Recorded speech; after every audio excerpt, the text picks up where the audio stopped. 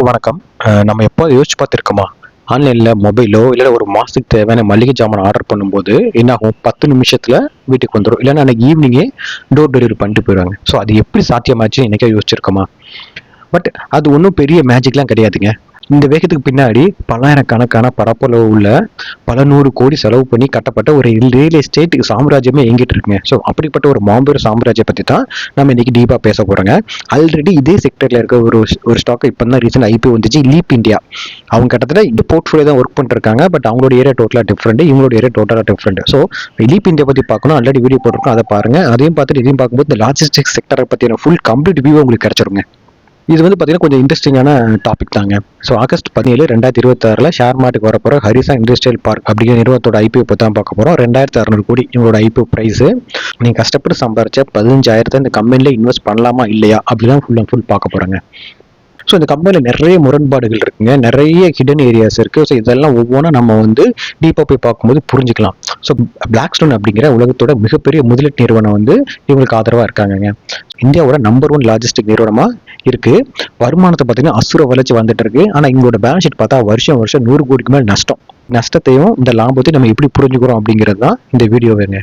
வெளியிருந்து பார்க்கும்போது இ காமர்ஸோட வளர்ச்சி, பிளாக்ஸ்டோனோட பிரமாண்டம் எல்லாமே கவர்ச்சிகரமாக தெரியுது. ஆனால் நிறுவனத்தோட வருமானம் 75% அதிகரிக்கும் போது அதோட நஷ்டமும் அதுக்கேற்ற மாதிரி வேகமாக வந்து அதிகரிச்சு போகுதுங்க. ஸோ அது ஏன் நடக்குது அப்படின்னு டீப்பாக போய் பார்ப்போம். ஓகேங்களா? ஒரு இன்வெஸ்டர் அந்த கம்பெனிக்கு எப்படிலாம் பணம் வருது, ஆனால் இந்த கம்பெனி எப்படிலாம் பணம் வெளியே போகுது அப்படின்னு நம்ம தெரிஞ்சுக்கணும். அப்படி தெரிஞ்சுக்கிட்டா தான் இந்த செக்டரை கம்ப்ளீட்டாக அண்டர்ஸ்டாண்ட் பண்ண முடியும். ஓகே, ஃபர்ஸ்ட் இந்த நிறுவனம் எங்கேருந்து வந்துச்சுன்னு பார்ப்போம். 2009 ஜெம் சிமெண்ட்ஸ் அப்படிங்கிற சாதாரண நிறுவனமாக ஸ்டார்ட் பண்ணாங்க. பல பெரிய மாற்றங்கள்ங்க, பல பெரிய நேம் சேஞ்ச் இதெல்லாம் நடந்து ஃபைனலாக 2021 பிளாக்ஸ்டோன் இந்த நிறுவனத்தை வாங்கி தான் ஹரிசான் இண்டஸ்ட்ரியல் பார்க் அப்படின்னு ரொம்ப பெருசாக வளர்ந்து நிற்குதுங்க. அண்ட் இவங்களோட சைஸ் ரொம்ப அதிகங்க. இந்தியாவோட 10 முக்கிய நகரத்துல 45 லாஜிஸ்டிக் இண்டஸ்ட்ரியல் பார்க் வந்து வச்சிருக்காங்க. மொத்தமா பாத்தீங்கன்னா 58.58 மில்லியன் ஸ்கொயர் ஃபீட் பரப்பளவுக்கு இருக்குங்க. இது எவ்வளவு பெருசுனா இவங்களோட காம்படிட்டர் எல்லாத்தையும் விட இவங்க தான் அதிகம் வச்சிருக்காங்க. ஃபார் எக்ஸாம்பிள், இவங்களோட காம்படிட்டர் இண்டோஸ்பேஸ் வந்து 56.8 எம்எஸ்எஃப் வச்சிருக்காங்க. எக்ஸடாஸ் 24 எம்எஸ்எஃப் தான் வச்சிருக்காங்க. அப்போ ஏஎஸ்ஆர் வந்து 23 மில்லியன் ஸ்கொயர் ஃபீட் தான் இவங்களுக்கு வச்சிருக்காங்க. ஸோ எல்லாமே இவங்களுக்கு பின்னாடியே இருக்கிறாங்க. அப்புறம் பார்த்தோம்னா இது எவ்வளோ பெரிய கம்பெனி. அண்ட் பிளாக்ஸ்டோன் வந்ததுக்கு அப்புறம் தாங்க இந்த மாற்றம் நடந்துச்சு. ஸோ அது எப்படின்னு பார்ப்போம். ஸோ பிளாக்ஸ்டோன் வந்து சாதாரண கம்பெனிலாம் கிடையாதுங்க. உலகத்தில் 1.2 பில்லியன் ஸ்கொயர் ஃபீட்டுக்கான லாஜிஸ்டிக் சொந்த நிறுவனமாக வச்சிருக்காங்க. குளோபலாக ஒரு பெரிய ஜாம்பவான் தான் பிளாக்ஸ்டோன். ஸோ அவங்க ஸ்கேல வேற லெவல்.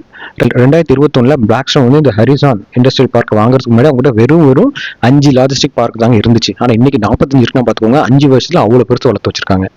ஸோ அவங்க எப்படி வளர்த்து வச்சிருக்காங்க? இந்த 5 இயர்ஸ் என்ன பண்ணாங்கன்னா மார்க்கெட்ல இருக்க சின்ன லாஜிஸ்ட் நிறுவனங்களை போட்டு வாங்கினாங்க. அதனாலதான் இந்த 58 மில்லியன் ஸ்கொயர் ஃபீட் அப்படிங்கிற பிரமாண்டம் தான் எட்டியிருக்காங்க. எல்லாமே அக்விசிஷனாக நடந்தது மட்டும்தான். ஸோ இதுக்கு முக்கியமான காரணம் யார் அப்படின்னு பார்த்தீங்கன்னா அமேசான், ஃப்ளிப்கார்ட், அப்புறம் எஃப்எம்சிஜி கம்பெனி தான். ஸோ அவங்களோட கிளைண்ட்ல யாரெல்லாம் இருக்காங்க பார்த்துக்கோங்களேன். அமேசான், ஃப்ளிப்கார்ட் மாதிரி இ காமர்ஸ் நிறுவனங்களாக இருக்கட்டும், இல்லை பெரிய எஃப்எம்சி நிறுவனங்களாக இருக்கட்டும், வெறும் சாதாரணமாக 4 சுவர் வச்சத கூட அவங்களுக்கு பத்தலை. ஸோ அவங்களுக்கு வேண்டியது எல்லாமே கிரேட் ஏ வசதி கொண்ட ஒரு மிகப்பெரிய கட்டடம். அதை தான் இவங்க பண்ணுறாங்க.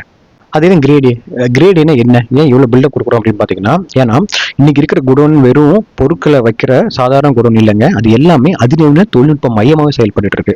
இதில் என்ன தொழில்நுட்பம் இருக்கும் அப்படின்னு நம்ம யோசிக்கலாம். பட் இருக்கு.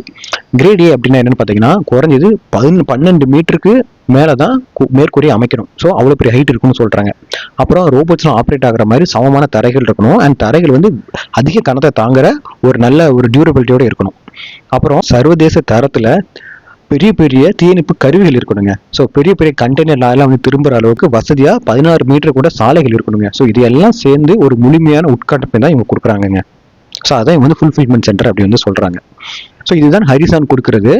அண்ட் இந்த குடோன் மற்ற குடோனோட வாடகை அதிகம் தான். பட் இவங்க கிளைண்ட் இவங்க தேடி வராங்க. இந்த குடோன் அப்படி இருந்தால் கூட கிளைண்ட் வந்து இவங்களுக்கு தேடி வராங்கன்னா பார்த்துக்கோங்க. அவங்களோட போர்ட்ஃபோலியோ பார்த்தீங்கன்னா 25% retail, FMCG, e commerce and emergency sectors இருக்கு. 40% auto components, engineering package, speciality chemical, network technology இருக்கு. 30% தேர்ட் பர்சன் லாஜிஸ்டிக் வந்து யூஸ் பண்ணிருக்காங்க. லாஜிஸ்டிக் பார்க் பார்த்தீங்கன்னா 28 இண்டஸ்ட்ரியல் லாஜிஸ்டிக் பார்க், மொத்தமாக 28 இண்டஸ்ட்ரியல் லாஜிஸ்டிக் பார்க் வந்து அவுட் சைடு சிட்டி வச்சிருக்காங்க. So in சிட்டியில் பார்த்தீங்கன்னா 17 லாஜிஸ்டிக் சென்டர் வச்சிருக்காங்க. இது ஏதோ ஊருக்கு வெளியே அவுட் சைட்லாம் இருக்கு பார்க்காங்க. ஊருக்கு நடுவில் மக்கள் நெருக்கம் அதிகமான இருக்க இடத்துல தான் இந்த மாதிரி குடோன்லாம் சொந்தமாக கட்டி வச்சிருக்காங்க. இது கிட்டத்தட்ட நம்ம வீட்டில் இருக்க பேண்ட்ரி மாதிரி. இதனால தான் நீங்கள் உடனே ஆர்டர் பண்ணோன்னா உங்கள் கைக்கு வந்து 10 நிமிஷத்துலயோ இல்லை அன்னைக்கு ஈவினிங் உங்களுக்கு வந்து பொருள் வந்து கிடைக்குது. அண்ட் இதில் நமக்கு ஒரு கேள்வி வரலாம், இதெல்லாம் அமேசான், ஃப்ளிப்கார்ட்டே பண்ணிட முடியாதா? ஏன்னா அவங்க எவ்வளோ பெரிய ஜாம்பவான், அவங்களுக்கு எவ்வளோ பணம் இருக்கும், அவங்க நினைச்ச மாதிரி ஒரு வேர் ஹவுஸை கட்டிட்டு அவங்களே அதை யூஸ் பண்ணிட்டு போறாம ஏன் இவங்க கிட்ட வராங்க அப்படின்னு நமக்கு ஒரு கேள்வி எழலாம். பொதுவாகவே இந்த மாதிரி ஒரு வேர் ஹவுஸ் கட்டணும், அதுவும் சிட்டிக்குள்ள கட்டணும். ஃபர்ஸ்ட் நினைச்சு பாருங்க, ஃபர்ஸ்ட் ஒரு சிட்டியில் ஒரு லேண்டை தேடணும், அதுக்கு கவர்மெண்ட் அப்ரூவல் வாங்கணும், நீங்கள் ஒரு கன்ஸ்ட்ரக்ஷன் பண்ணணும், இதெல்லாம் முடிக்க கிட்டத்தட்ட 2 to 2.5 years ஆகுங்க. ஸோ 2.5 வருஷம் நீங்கள் வெயிட் பண்ணி தான் ஒரு வேர் ஹவுஸ் உங்களால் பில்ட் பண்ண முடியும். அப்போ அந்த 2 வருஷம் உங்களுக்கு பிஸ்னஸே நடக்காது. அப்போ செக்டார்லாம் பயங்கரமான போட்டி நிறைந்த செக்டாருங்க. இதில் ரெண்டு வருஷம் நீங்கள் வந்து லேக் ஆகிறீங்க அப்படின்னா உங்க இடத்த யாரோ பிடிச்சிட்டு போயிடுவாங்க. அதனால தான் இவங்க என்ன பண்றாங்கன்னா இந்த மாதிரி ஒரு தேர்ட் பார்ட்டி லாஜிஸ்டிக் கிட்ட வராங்க. இவங்க ஆல்ரெடி எல்லாமே பில் பண்ணி ரெடியாக வச்சிருப்பாங்க. நீங்கள் பிளக் அண்ட் பிளே வேணுங்கிற மாதிரி வந்து யூஸ் பண்ணிட்டு போயிட்டே இருக்கலாம்.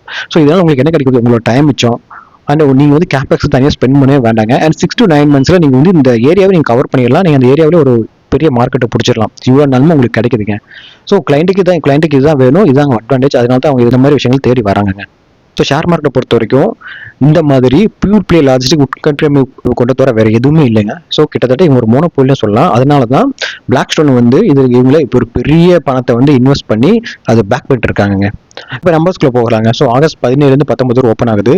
ஒரு ஸ்டாக்கோட ரேட் வந்து 56 to 60 வச்சிருக்காங்க. ஸோ 1 லாட்ல 250 அப்ரே பண்ணும். ஸோ 15,000 நீங்கள் வந்து இன்வெஸ்ட் பண்ணுங்க. ஸோ ₹5 டிஸ்கவுண்ட் கொடுக்குறாங்க. நீங்கள் அதில் எம்ப்ளாயாக இருந்தீங்கன்னா 100% ஃப்ரெஷ் இஷ்யூங்க. ஸோ அது மிகப்பெரிய ஒரு ப்ளஸ் பாயிண்ட். இந்த கம்பெனியில் பார்க்கும்போது 2,600 கோடி கம்பெனிக்கு தாங்க போகுது. பிளாக் ஸ்டோன் வெளியே போகல. ஸோ இவ்வளோ பெரிய ப்ளஸ் பாயிண்ட் பார்த்துக்கோங்க.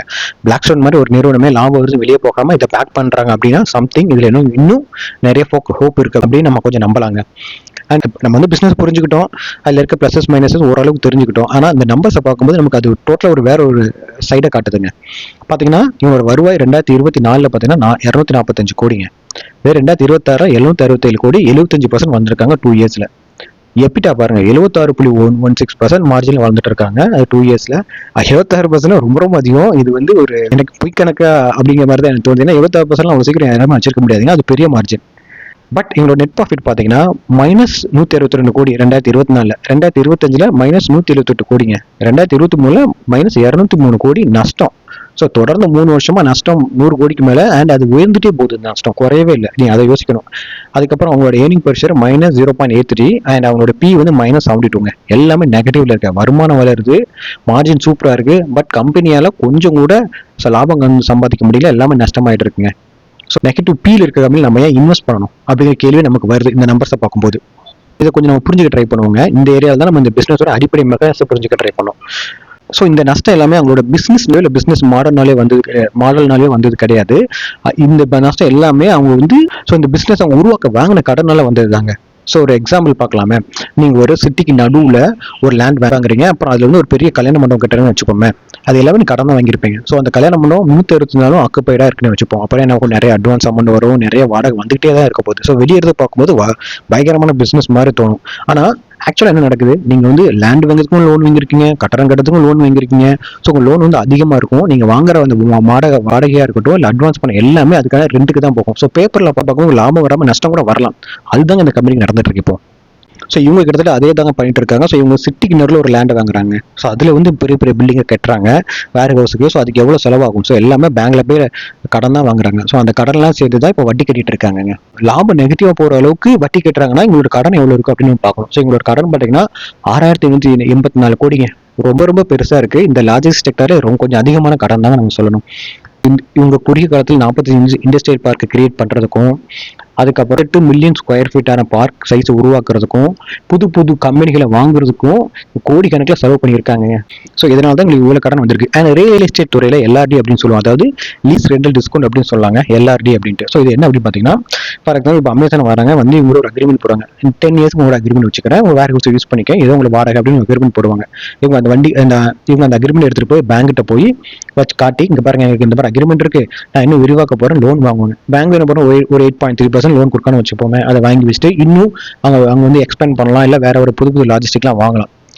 ஸோ என்ன நடக்கு அப்படின்னு பார்த்தீங்கன்னா, இங்கே ஃபியூச்சரை கடன் காட்டி எப்பவுமே கடன் வாங்கி வச்சிருக்காங்க. ஸோ இதான் அங்கே நடந்துட்டு இருங்க. பார்த்தீங்கன்னா ஒரு ரெவன்யூ அதிகமாக வந்தால் கூட இந்த கடன் கட்டி எல்லாமே ஒரு லாபமே நிற்காதுங்க. ஒரு பக்கம் இவ்வளோ பெரிய கடன், மறுபக்கம் இவ்வளோ பெரிய டிப்ரிசியேஷன். இவங்க வச்சுக்கிற ரியல் எஸ்டேட் கண்டிப்பாக டிப்ரிசியேஷன் செலவும் இருக்கும். ஸோ இது ரெண்டும் சேர்த்து தான் இவங்களை வந்து இவங்களோட இவ்வளோ பெரிய மார்ஜின் 23% எபிட்டா அப்படிங்கிறதையும் நெகட்டிவ்ல போய் முடிச்சிருக்கு. ஸோ இந்த மாதிரி நிலைமையில தான் IPO வராங்க. ஸோ இந்த IPO பணத்தை என்ன பண்ண போறாங்க அப்படின்னு பார்க்கலாம். ஸோ 2,600 கோடி அஃப்கோர்ஸ் கடன் தான் அடைக்க போறாங்க. கிட்டத்தட்ட பார்த்தீங்கன்னா 2,250 கோடி வந்து கடன் அடைக்க போறாங்க. ஸோ இதை நம்ம வந்து 2 தான் பார்க்கலாம். ஒன்று கடன் அடைக்கிறாங்க. ஸோ 6,000 கோடி இல்லை கிட்டத்தட்ட 7,000 கோடி 6,800 கோடிக்கு மேலே கடன் இருக்கு. அதில் 2,250 பேர் கடன் அடிச்சிடறாங்கன்னா பார்த்துக்கோங்களேன். இன்னும் 4,000 கோடி தான் கடன் இருக்க போகுது. ஸோ கடன் பெருமளவு குறையுது, 3/1 குறைஞ்சிருச்சு. ஸோ அதுக்கான வட்டி குறையும். இந்த கம்பெனி பாசிட்டிவா ஆப்ரேட்டாக வந்து யூஸ் பண்ணதாங்க போகுது. இன்னொரு வகையில் பார்த்தா இந்த பணத்தை வச்சு அவங்க புதுசாக ஒரு லாஜிஸ்டிக் ஸ்டார்ட் பண்ணலாம், புதுசாக ஏதாவது பண்ணலாம். அதெல்லாம் பண்ண கடன் மட்டும் அடிக்கிறாங்க அப்படின்னு தோணலாம். பட் நான் எப்படி நினைக்கிறேன் அப்படின்னு பார்த்தீங்கன்னா, இவங்க ஆல்ரெடி கடன் வாங்கி நல்லா எக்ஸ்பெண்ட் பண்ணிட்டாங்க, நம்பர் 1 கம்பெனி வரை இருக்கிறாங்க. ஸோ அதனால இதுக்கு மேலே அவங்க எக்ஸ்பெக்ட் பண்ண வேண்டிய அவசியம் இல்லை. இருக்கிறத ஒழுங்காக ஆப்ரேட் பண்ணாலே பெரிய விஷயம் தாங்க. ஸோ அதை தான் இவங்க பண்ண ஃபோக்கஸ் பண்ணுறாங்க. ஸோ ஐபிஓ வந்து அந்த பணத்தை வச்சு கடன் அடைக்க போகிறாங்க. எனக்கு தெரிஞ்சு இது ஓகேவா தாங்க இருக்குது. இந்த கம்பெனி என்ன ரிஸ்க் இருக்குது அப்படின்னு பார்ப்போம். ஒரு ரியல் எஸ்டேட் பிஸ்னஸ்னாலே இடத்தோட பத்திரம் தாங்க அடிப்படை. இதில் சில சிக்கல் இருக்குன்னு சொல்கிறாங்க. அதாவது எக்ஸாம்பிளுக்கு வந்து மகேந்திரா வேர்ல்டு சிட்டி இருக்குல்ல, ஸோ அவங்ககிட்ட இவங்களுக்கு வந்து 8.17 ஏக்கரில் ஒரு லேண்ட் இருக்குது. அந்த லேண்ட் வந்து எப்படி சொல்கிறாங்க அப்படின்னு பார்த்தீங்கன்னா ஆதீனம் அப்படின்னு வந்து ஃபிளாக் பண்ணியிருக்காங்க. ஸோ ஆதீனம்னா அது யாருக்கும் உரிமை கொண்டாடல, அது வந்து ஒரு கவர்மெண்ட் கூட தேவைப்பட அந்த லேண்டை எடுத்துக்கலாங்க. அப்படிப்பட்டனால தான் இவங்களுக்கு சொந்தமாக இருக்குது. இது மிகப்பெரிய ரெட் ஃபிளாக்ங்க. அப்புறம் இவங்களோட பல லாஜிஸ்டிக் கட்டிட்டு இருக்காங்களா, அது ஏதாவது ஒன்று தாமதமானா அது இவங்களோட பேலன்ஸ் ஷீட்டை பயங்கரமாக பாதிக்கும். எப்படி அப்படின்னு பார்த்தீங்கன்னா, இப்போ இன்னைக்கு முடிக்க ஒரு ப்ராஜெக்டை 6 மாதம் வச்சு முடிக்கிறாங்க அப்படின்னா 6 மாதம் எக்ஸ்ட்ரா வட்டி கட்டணும். அந்த 6 மாதம் எங்களுக்கு வரப்போகிற வருமானம் வந்து கம்மியாகுது. ஸோ இது எல்லாம் டேரெக்டாக பேலன்ஸ் ஷீட்டை அஃபெக்ட் பண்ணுங்க. ஸோ அதையும் நீங்கள் புரிஞ்சுக்கணும். அண்ட் இதே நீங்கள் ஒரு 6 மாதத்துக்கு முன்னாடி முடிச்சிங்கன்னா எல்லாமே லாபமாக உங்களோட பேலன்ஸ் ஷீட்டில் வந்து ஆட் ஆகுங்க. ஸோ அதை நம்ம புரிஞ்சுக்கணும். இன்னொரு முக்கியமான விஷயம் இருக்குன்னா, இந்த ஐபிஓ வரதுக்கு முன்னாடி பிளாக்ஸ்டோன் என்ன பண்ணாங்கன்னா நிறைய கார்பரேட் ரீஸ்ட்ரக்சர் பண்ணாங்க. ஸோ எஸ்பிவி மாடல் அப்படின்னு சொல்லுவோம். எஸ்பிவி அப்படின்னா ஸ்பெஷல் பர்பஸ் வெஹிக்கிள். ஸோ நீங்கள் இப்போ ரீசெண்டாக வீடு வாங்கியிருந்தீங்க, வீடு பார்க்குறேன் உங்களுக்கு தெரியுங்க, ஒரு ரியல் எஸ்டேட் ப்ராஜெக்ட் ஒரு பெரிய பிராண்டடாகவே இருக்கட்டும், அவங்க என்ன பண்ணுவாங்கன்னா ஒரு புதுசாக ப்ராஜெக்ட் ஸ்டார்ட் பண்ணாங்கன்னா அது கம்ப்ளீட்டாக வேற ஒரு தனி கம்பெனி மாதிரி தான் ஆப்ரேட் பண்ணுவாங்க. ஏன்னா இன்கேஸ் இந்த கம்பெனியில் ஏதாவது ப்ராப்ளம் வந்துச்சு அப்படின்னா அது வந்து அந்த பெரிய கம்பெனி இம்பாக்டே பண்ணக்கூடாது. ஒரு தாய் நிறுவனம் நிறைய துணை நிறுவனம் வச்சிருக்க மாதிரி தான் ரியல் எஸ்டேட் ஆப்ரேட் ஆகும். கிட்டத்தட்ட இவங்களும் அப்படிதான். இந்த 40 லாஜிஸ்டிக் இருக்குல்ல, இது எல்லாமே தனித்து நிறுவனம் வாங்கி வச்சிருக்காங்க. ஐபிஓ வரதுக்கு முன்னாடி எல்லாத்தையும் ஒன்னா சேர்ந்து இந்த ஹரிசான் இண்டஸ்ட்ரியல் பார்க் அப்படின்னு வந்து கட்டி வச்சிருக்காங்க. ஸோ இதுல நம்ம வந்து இதுல வந்து குறை கண்டுபிடிக்கலாம் கிடையாது. ரியல் எஸ்டேட் இப்படிதான் ஆரம்பிக்குது. பட் இதை நம்ம தெரிஞ்சுக்கணும். இது பெரிய தப்புலாம் கிடையாதுங்க. அண்ட் இவங்க இந்த மாதிரி 40 இதுகள் ஒன்னா சேர்க்கும் போது அதுல சில பிரச்சனைகள் வரலாங்க. ஸோ அதை இவங்க சமாளிச்சு தான் ஆகணும். அண்ட் இதுக்கு எல்லாத்துக்கு மேல ஒரு பெரிய ரிஸ்க் இருக்கு. இவங்க குடோன்லாம் சாதாரண குடோன் இல்லைங்க, எல்லாமே ஏ கிரேட் குடோனுங்க. இன்கேஸ் இவங்க குடோன்லாம் கட்டி வச்சுட்டாங்க, பட் ஆட்களே வரலாம், என்ன ஆகும் யோசிச்சு பாருங்களேன். இவ்வளவு அமௌண்ட் வேஸ்டாகவே போயிடும். ஸோ அந்த ரிஸ்க்கும் இந்த கம்பெனியில் இருக்கு. பட் பார்த்தீங்கன்னா எனக்கு ஆச்சரியமான விஷயம் பார்த்தீங்கன்னா இவங்களோட ஆக்குபென்சி ரேஷியோ வந்து 93.56ங்க.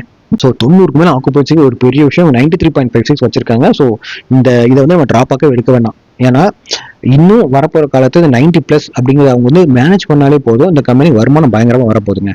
ஸோ அதையும் நம்ம புரிஞ்சுப்போம். ஒவ்வொரு குவார்டராவோ ஒவ்வொரு இயராவோ இவங்களோட ஆக்குபென்சி ரேஷியோ எப்படி இருக்கு அப்படின்னு நம்ம மானிட்டர் பண்ணிட்டு தான் வரும். இன்கேஸ் இந்த கம்பெனி நீங்கள் வாங்குறீங்க அப்படின்னா ஃபைனலாக என்ன கேட்டிங்கன்னா, நான் இந்த கம்பெனி அப்ளை பண்ண தாங்க போகிறேன். ஸோ பட் பார்த்தீங்கன்னா லீப் இந்தியா வந்து அப்ளை ஆச்சு, ஒரு 4% கெயினில் அப்ளை ஆச்சு. பட் பார்த்தீங்கன்னா அதுக்கப்புறம் நெகட்டிவ் போச்சு. இந்த கம்பெனியோட போக சான்சஸ் இருக்குது. நீங்கள் அதையும் தெளிவாக புரிஞ்சுக்கோங்க. நான் அப்ளை பண்ணுறது பியூர் வந்து லிஸ்டிங் கெயின் தான். ஸோ லிஸ்டிங் கெயின் கிடச்சிச்சு. நான் லாஸ்ட் தான் அப்ளை பண்ணுவேன். லிஸ்டிங் கெயின் கிடைக்கிற மாதிரி இருந்தால் கண்டிப்பாக அப்ளை பண்ணுவேன். அண்ட் அகைன் நான் மறுபடியும் சொல்கிற மாதிரி தான் ஒரு ஸ்டாப் லாஸ் போட்டு அதை வந்து நான் வந்து ரைட் பண்ணிட்டுருப்பேங்க. ஸோ இதான் என்னோட முடிவு. அண்ட் ஃபைனலாக பார்த்தீங்கன்னா இவங்க வந்து இந்தியாவோட மிகப்பெரிய லாஜிஸ்டிக் உட்கட்டமைப்பு கொண்ட ஒரு நிறுவனங்க. 58 மில்லியன் ஸ்கொயர் ஃபீட்க்கு மேலே நெட்வொர்க் வச்சிருக்காங்க. ஸோ இந்தியாவில் வந்து இந்த காமர்ஸ் வந்து லாஜிஸ்டிக் துறை வந்து அபாரமாக வளர்ந்துட்டு வருதுங்க. அந்த துறையில் ஃபியூச்சர் பிரைட்டாக இருக்குது. ஸோ அந்த செக்டரில் இவங்க இருக்கிறாங்க. அண்ட் ஒரு நம்பர் 1 பிளேயராகவும் இருக்கிறாங்க. அதுவும் இவங்களுக்கு ஒரு பாசிட்டிவ் தான். அண்ட் பிளாக்ஸ்டோன் மாதிரியான ஒரு பெரிய கம்பெனி பின்னாடி இருக்காங்க. 89% வந்து பேக் பண்ணுறாங்க அந்த கம்பெனியை. ஸோ இவங்க வந்து ஐபிஓக்கு அப்புறமும் இவங்களோட ஷேர் ஹோல்டிங் பேட்டர்ன் பார்த்தீங்கன்னா 78% மேலே இருக்குங்க. பிளாக்ஸ்டோன் வெளியே போகல, ஃபுல் அண்ட் ஃபுல் ஃப்ரெஷ்ஷாக வெளியிடுறாங்க. இதுவும் ஒரு மிகப்பெரிய பாசிட்டிவாக நான் பார்க்குறேன். ஸோ நெகட்டிவாக என்ன இருக்குது அப்படின்னு பார்த்தீங்கன்னா, நிறுவனம் தொடர்ந்து பல 100 கோடி நஷ்டத்தில் தாங்க இயங்கிட்டு இருக்கேன். நஷ்டம் வந்து வருஷம் இன்க்ரீஸ் ஆகிட்டு தான் போகுது. அண்ட் எங்களோட ஏர்னிங் பெர் ஷேர் நெகட்டிவ்ல இருக்கு. 6,800 கோடிக்கு மேலே கடன் இருக்கு. ஐபிஓ பணத்தை கடன் அடைக்க தான் யூஸ் பண்ண போறாங்க. எதுவும் ரீஇன்வெஸ்ட் பண்ணல. அண்ட் ப்ராப்ளம் இருக்கு. அனாதீனம் அப்படின்னு வச்சிருக்காங்க. ஸோ கவர்மெண்ட் நினைச்சா என்ன வேணா பண்ணலாம். ஸோ அந்த மாதிரி சின்ன சின்ன ரிஸ்க் இந்த கம்பெனி இருக்கு. அது நீங்க புரிஞ்சுக்கணுங்க. ஸோ ஒரு நல்ல கம்பெனி தான், எல்லாமே சூப்பராக தான் இருக்கு. நம்ம பிலாம் கால்குலேட் பண்ண முடியாங்க. So highly over value under value நமக்கு தெரியல. ஒரு ரீசனபிள் ப்ரைஸ்லாம் வருவாங்க நான் பிலீவ் பண்றேன்.